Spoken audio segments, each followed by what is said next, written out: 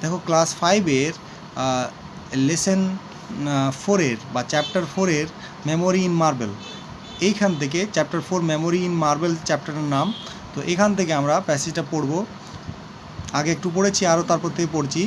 তো কারণ grandfather can you tell me something about Taj Mahal, দাদু আপনি আমাকে তাজমহল সম্পর্কে কিছু বলতে পারবেন?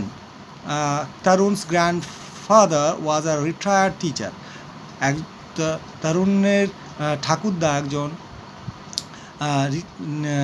একজন রিটায়ার্ড একজন শিক্ষক মহাশয়। He knew a lot about this beautiful monument, সে এই সুন্দর সৌধ সম্পর্কে অনেক কিছুই জানে। হি স্মাইল অ্যান্ড সেড, তিনি হেসেছিলেন এবং বলেছিলেন, okay, if you promise to be a good boy I will tell you many things about the Taj.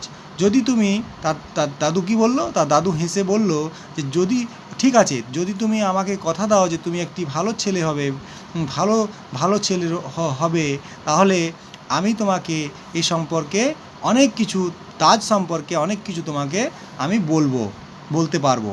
Tarun promise not to B নটি, তো তরুণ বলল ঠিক আছে, আমি নটি, অধীর হব না, চঞ্চল হব না।